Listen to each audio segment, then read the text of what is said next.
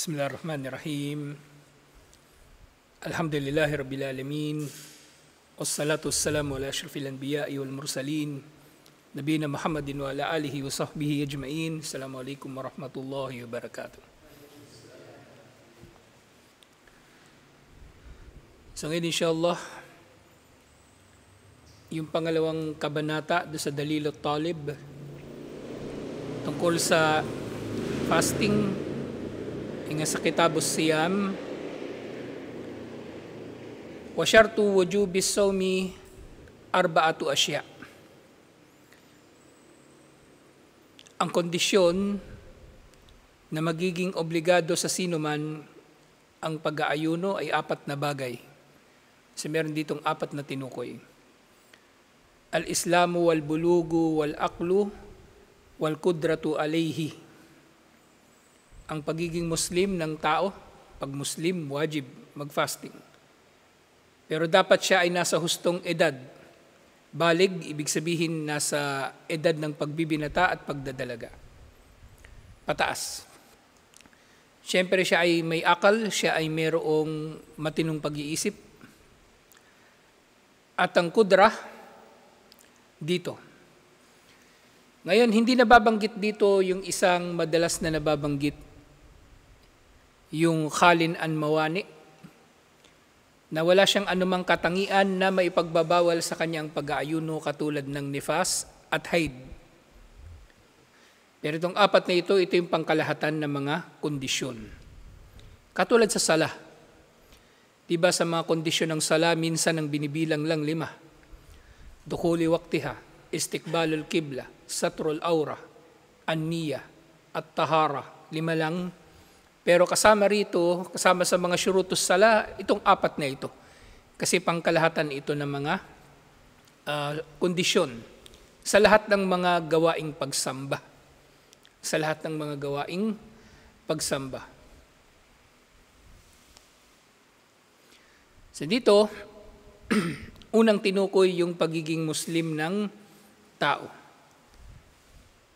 Ibig sabihin, hindi wajib ang pag-aayuno para sa hindi Muslim. At hindi rin magiging tama sa kanya ang pag-aayuno. Halimbawa, mayroong isang hindi Muslim mag-aayuno, walang saysay ang pag-aayuno na yon. Sinabi nga ni Allah, "Walau asyraku lahabita anhum ma kanu ya'malun." Kung sila ay magtatambal kay Allah, ay mawawala ng saysay ang kanilang mga ginagawa. Kahit pa ito ay gawaing pagsamba na isinabatas ni Allah. Ang magiging obligado sa kafir, hindi fasting. Mag-Muslim muna.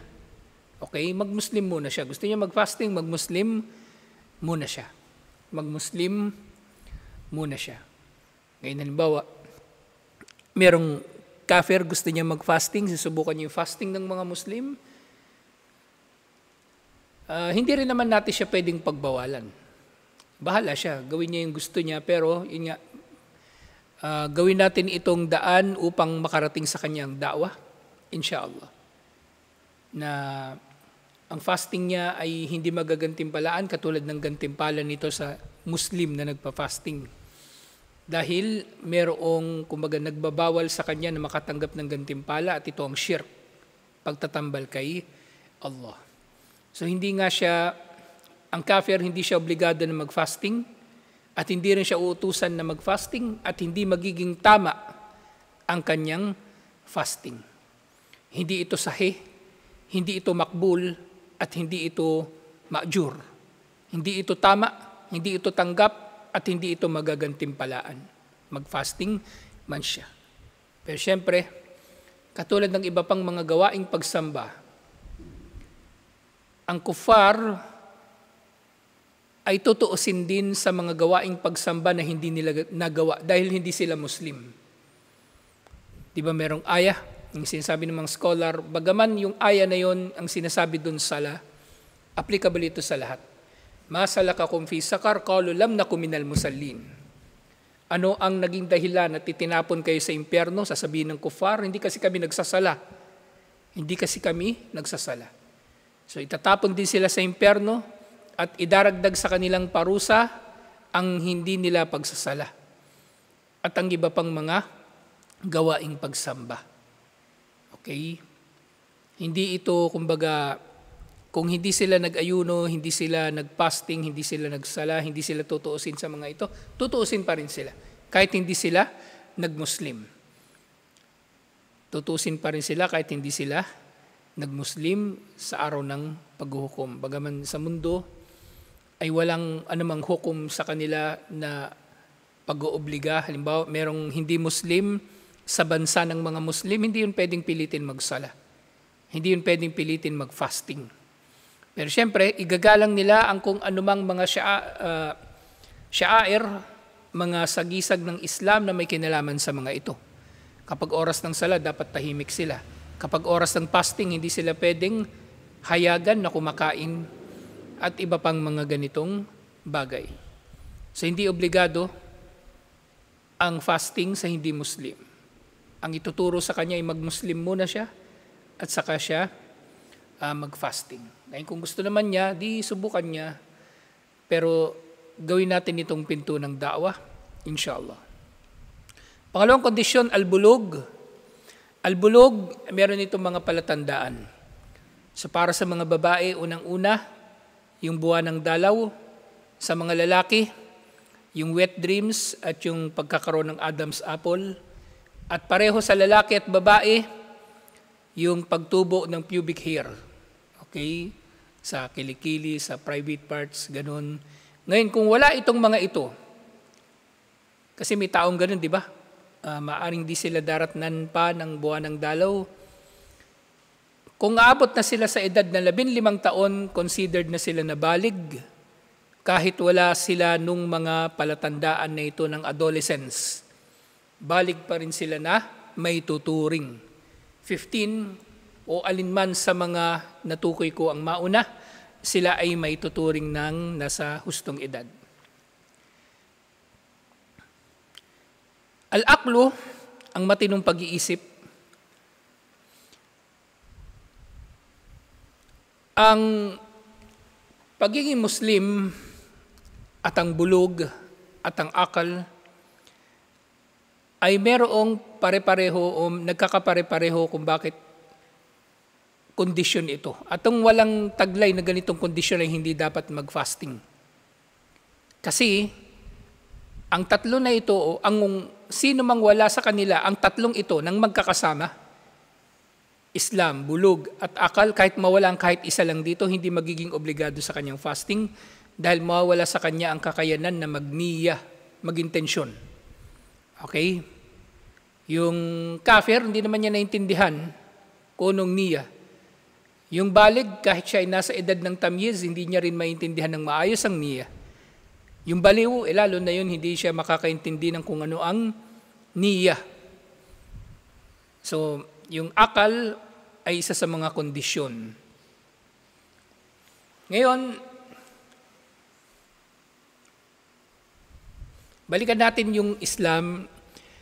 Sa araw na magiging Muslim ang tao, siyempre,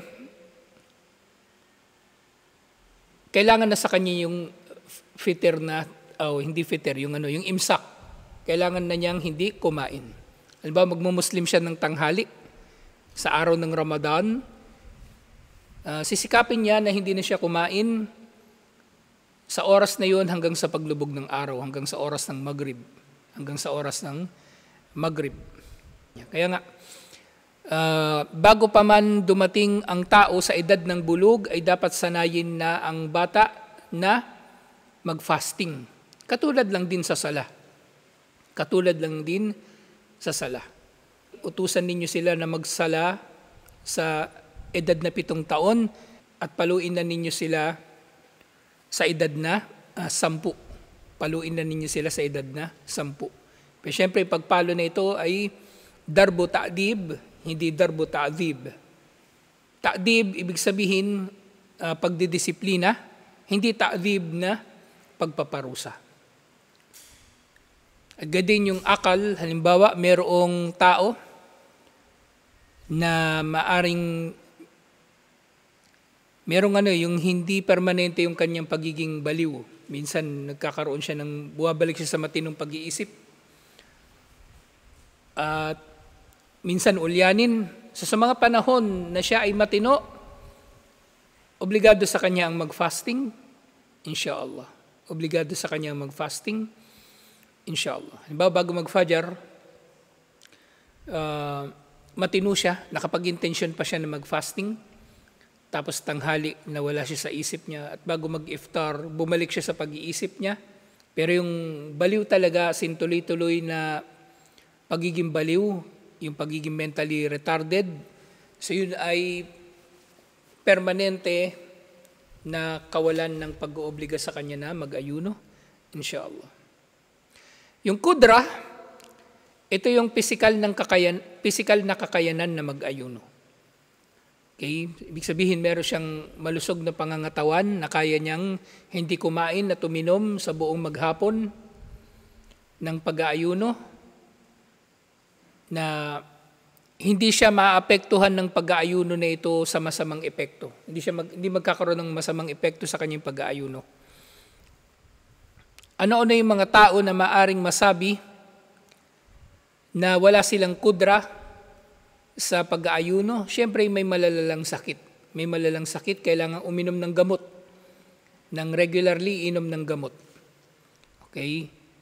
Regularly may isasaksak na gamot sa kanilang katawan, at ang gamot na ito ay umaabot sa kanilang mga ugat.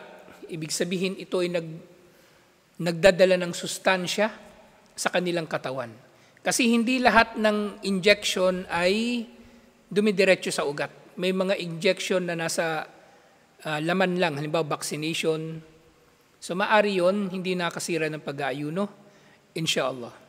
Kasi sa muscle lang yun, hindi siya dumidiretso sa ugat o sa sikmura. Pero yung dextrose, yun ay nakakasira ng pag-aayuno.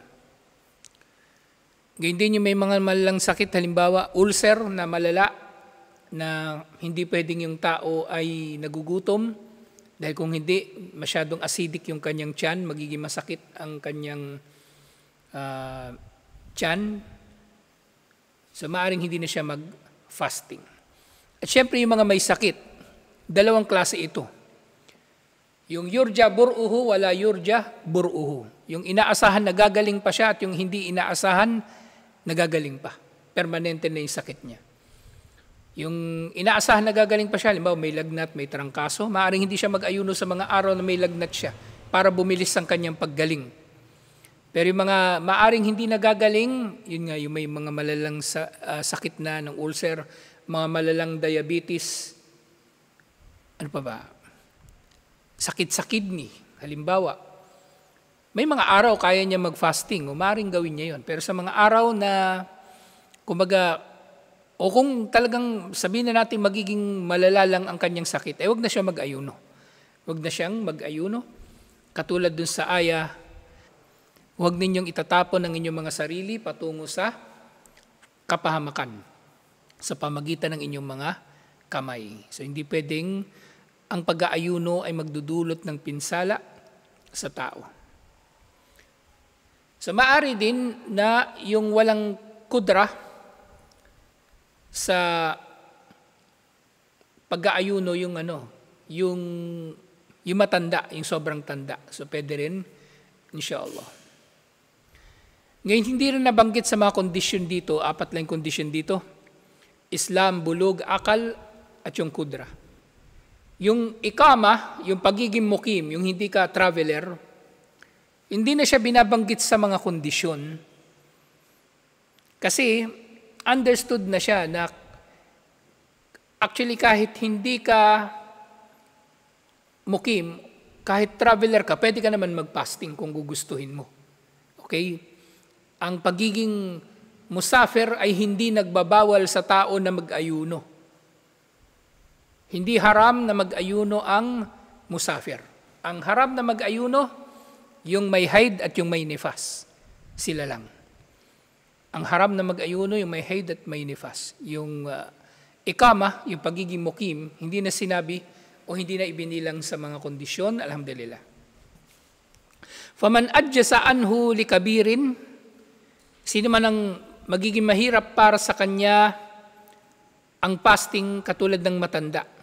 So dito tinukoy na rito yung kasing kahulugan ng kudra, yung adamul ajaz. Yung ajaz, yun nga yung kawalan ng kakayanan o pagiging mahirap. Yung masyakka ng fasting. So halimbawa yung matanda, o maradin la yurja zawaluhu. Yung matanda, kasi hindi naman babata yun, di ba? Para gagaling siya, pwede siya mag-fasting uli.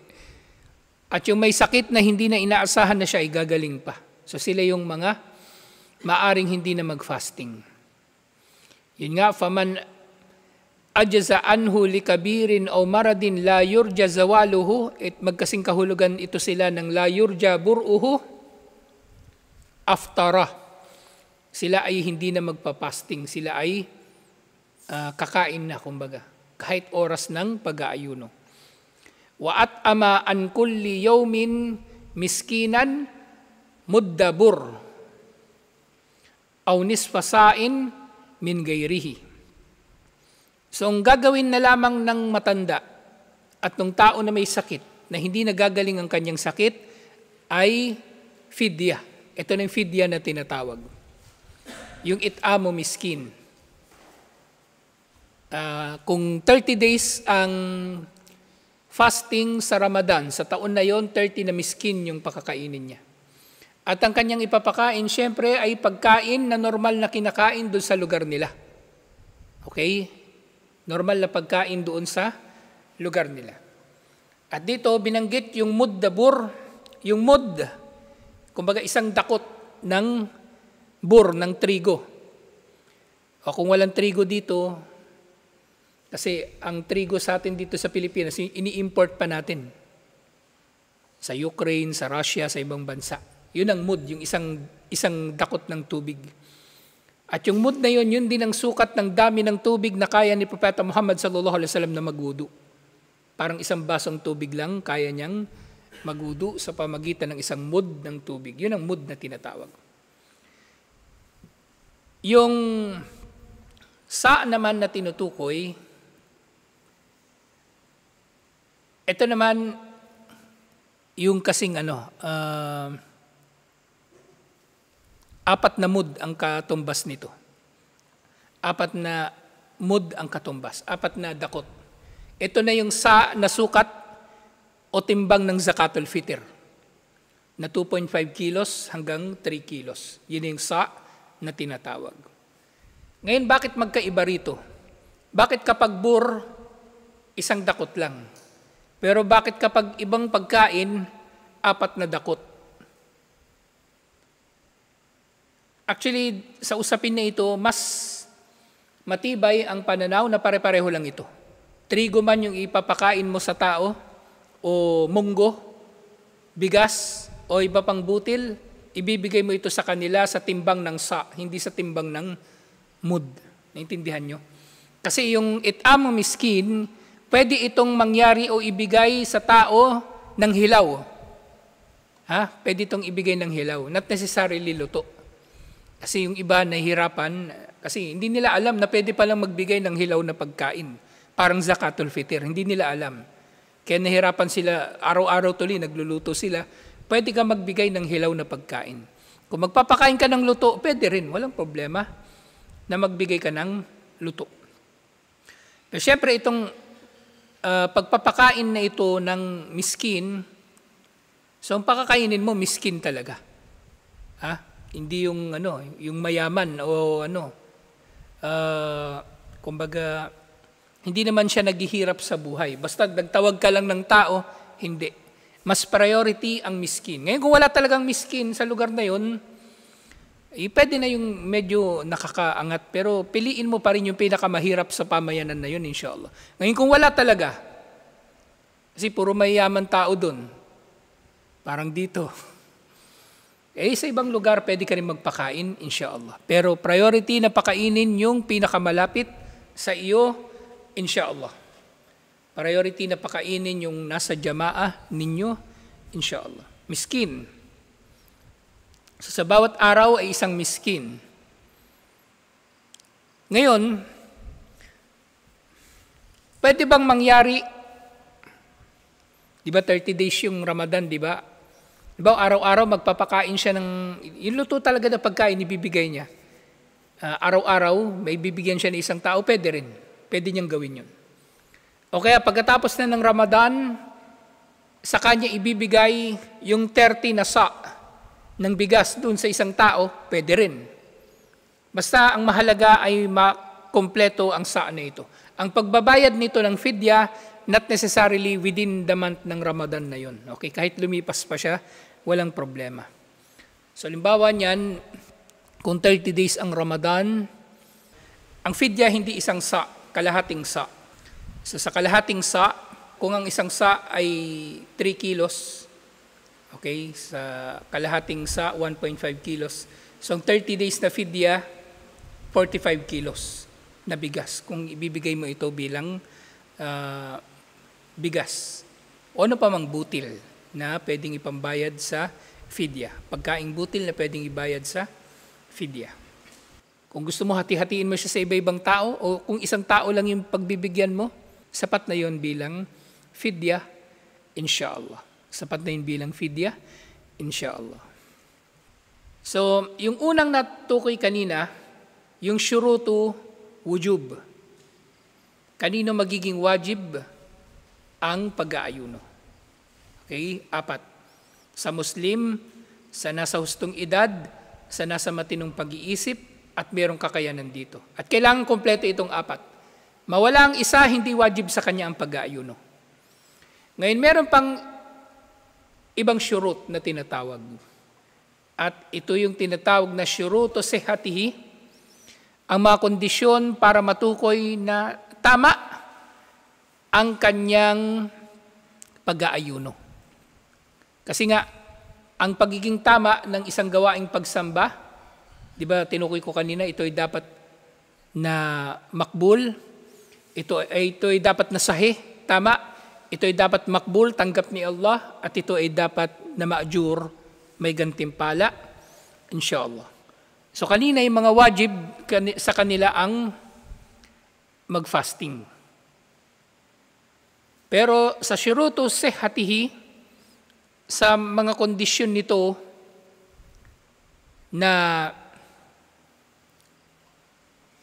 magiging tama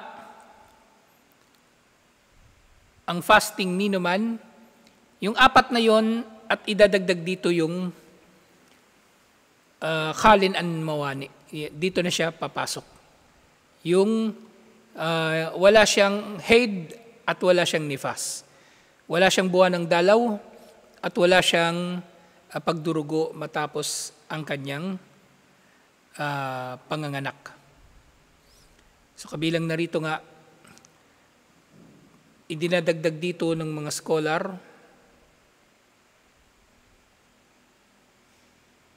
so kanina yung 4, di ba? Yung Islam, bulug, akal, at kudra. At idadagdag nga dito yung pagkawala ng haid at pagkaputol ng nifas. Pero kung bibilangin natin uli, i-disregard muna natin yung kaninang 4. So nabanggit dito yung Islam. Ibig sabihin kahit sinong Muslim pwede siya mag-fasting. Kahit wala siya sa hustong edad. Naintindihan nyo? Kanina wajib dun sa nasa hustong edad ang mag-fasting, pero kung merong bata gusto niya mag-fasting, pero Muslim siya, tama pa rin ang kanyang fasting, inshallah. Pero hindi ito wajib sa kanya. Hindi ito wajib sa kanya. Ngayon, bakit nandito yung pagkawala ng haid at nifas? Kasi, originally, wajib naman sa kanya ang fasting.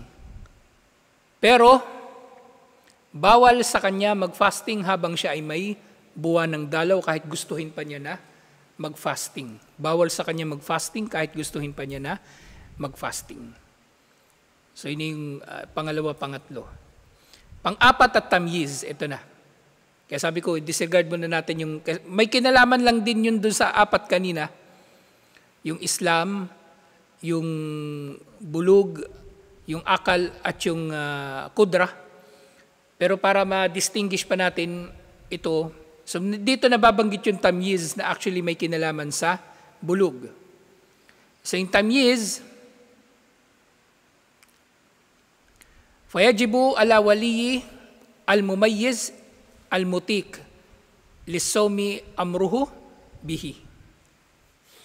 So kailangan kumbaga obligado para sa wali ng bata na nasa edad na siya ay meron ng isip. Yung edad ng tamyiz, ito yung edad na alam niya yung pangalan niya, nakakausap niyo na siya, mga 5 taon pataas, yun ay edad ng tamyiz na tinatawag.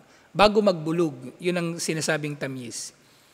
So obligado para sa wali ng bata na ito na utusan niya ang kanyang anak o sino mang nasa pangangalaga niya na nasa edad na ito na mag-ayuno. Wadarbuhu alayhi liya'tadahu. At maaari niya ring paluin ang bata na ito katulad ng dun sa sala. Parehong-pareho dun sa sala. So panlimang kondisyon, yung akal uli nabanggit dito, yung akal, yung matinong pag-iisip. Yung may matinong pag-iisip. So nga, tama ang fasting ng may matinong pag-iisip. Walakin law nawa laylan thumma junna aw ugmiya alayhi jami'an nahar wa afaq minhu kalilan sahha.